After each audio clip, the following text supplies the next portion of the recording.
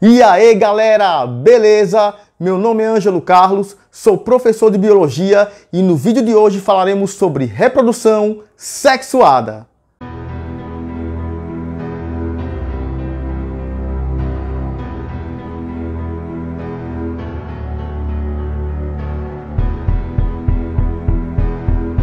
O que é reprodução sexuada? É o tipo de reprodução que envolve a união ou a fusão de gametas. E o que são gametas, professor? Que eu esqueci. Gametas são as células reprodutivas masculinas e femininas. No caso dos animais, as células reprodutivas masculinas são os espermatozoides e as células reprodutivas femininas são os ovócitos secundários, mais popularmente conhecidos como óvulos. Então se liguem, numa reprodução sexuada ocorre a união de gametas, a fusão dos gametas. O espermatozoide se junta com o óvulo ou ovócito secundário num processo chamado de fecundação ou fertilização ou ainda chamado de singamia. Dessa união forma-se a célula ovo ou zigoto, que dará origem a um novo indivíduo. Beleza, galera? Então, para que haja reprodução sexuada, é preciso que haja a união de gametas. A reprodução sexuada é classificada quanto ao sexo monóico ou dioico. Se liguem, viu? Monóico é o indivíduo que apresenta dois sexos. Dois sexos é o mesmo que hermafrodita. E dioico é o indivíduo de sexos separados, macho e fêmea separadamente.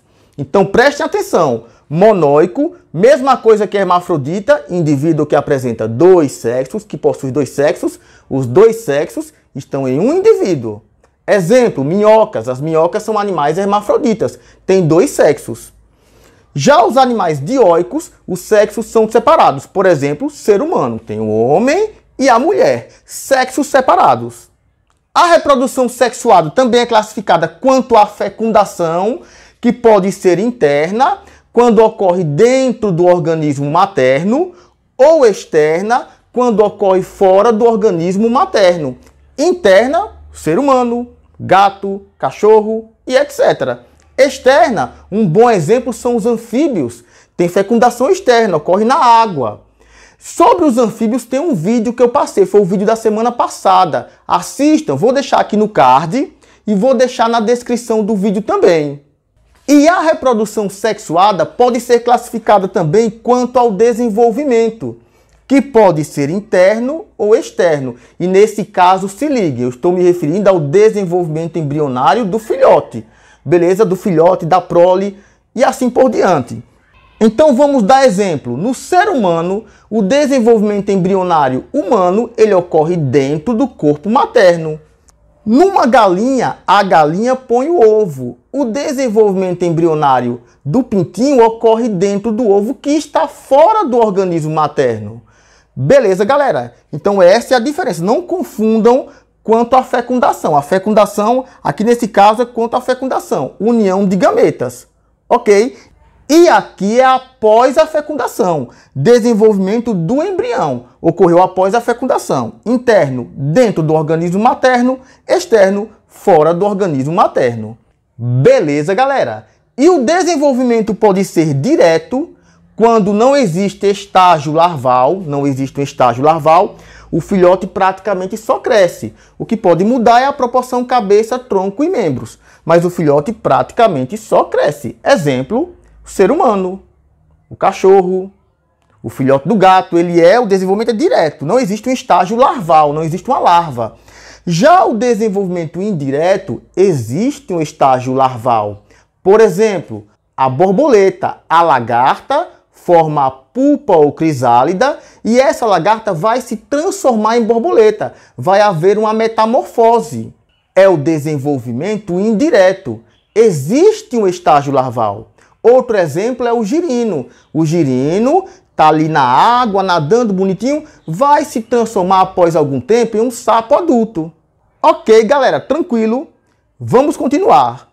Geralmente, numa reprodução sexuada, participam dois indivíduos, Macho e fêmea se unem para que ocorra a reprodução sexuada, 2 indivíduos.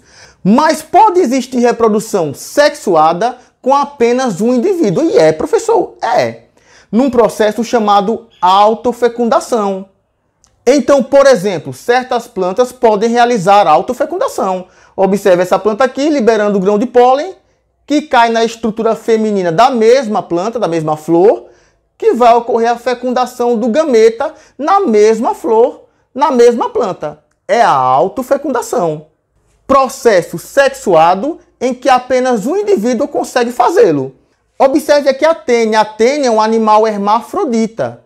Ela é um animal hermafrodita, mas que realiza a autofecundação. Essa estrutura aqui, ela vai ter gameta masculino e feminino, que vão se juntar, produzindo o zigoto que vai dar origem a ovos. Então é um indivíduo hermafrodita, mas que realiza autofecundação. Mas professor, existe algum indivíduo que seja hermafrodita, mas que realize fecundação cruzada? Existe, a minhoca. A minhoca é um animal hermafrodita, tem 2 sexos, é um animal monóico, mas que realiza fecundação cruzada. Uma minhoca se junta com a outra para que possam fecundar uma e a outra. E você que está me assistindo, sabe o que é fecundação cruzada? Muito bem. Fecundação cruzada é o macho, fêmea, geram um filho, prole, filhote e assim por diante. É preciso 2 indivíduos para que haja fecundação cruzada. E esse processo aqui, chamado conjugação, é um tipo de reprodução sexuada, pessoal? Você que está me assistindo pode responder essa pergunta? Para alguns autores, é considerado um tipo de reprodução sexuada. Só que tem que se ter um certo cuidado. Por quê?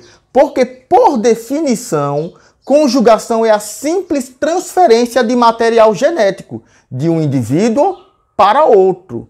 Beleza, galera? É só a transferência de material genético de um indivíduo para outro. O que acontece depois é outra história.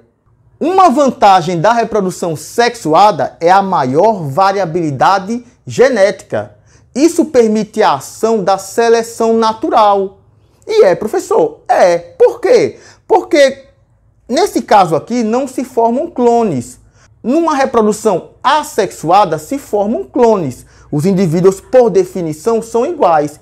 Então, se ocorrer um problema que afete um indivíduo, ele vai, por definição, afetar todos os outros, porque são iguais. Já na reprodução sexuada, isso pode não acontecer. Por quê? Porque esse indivíduo, ele não é igual a esses dois. Ele tem um pouquinho do papai e um pouquinho do material genético da mamãe. Como tem maior variabilidade genética, a seleção natural vai atuar, selecionando os indivíduos mais aptos. Portanto, existe a maior chance que se permaneçam indivíduos daquela espécie no ambiente. Se liguem para que vocês entendam bem. Numa reprodução assexuada, os indivíduos são iguais. Então, se houver uma doença que mate um indivíduo da população, essa mesma doença vai matar os outros. Ou se o indivíduo sobreviver àquela doença, todos sobreviverão. Já na reprodução sexuada, como ocorre maior variabilidade genética, existe uma maior chance de que pelo menos parte dos indivíduos sobrevivam. Agora, existem algumas desvantagens. Por exemplo, é um processo mais complexo, lento. Por ser lento, por exemplo, numa fecundação cruzada, os indivíduos podem ficar mais expostos a predadores. E é um processo que envolve maior gasto energético. Tem um vídeo também sobre reprodução assexuada, tipos de reprodução assexuada. É um vídeo que eu vou deixar no card aqui e também na descrição do vídeo. Assistam. E no mais, deixe seu joinha, comente, compartilhe, se inscreva no canal. Então até a próxima e valeu!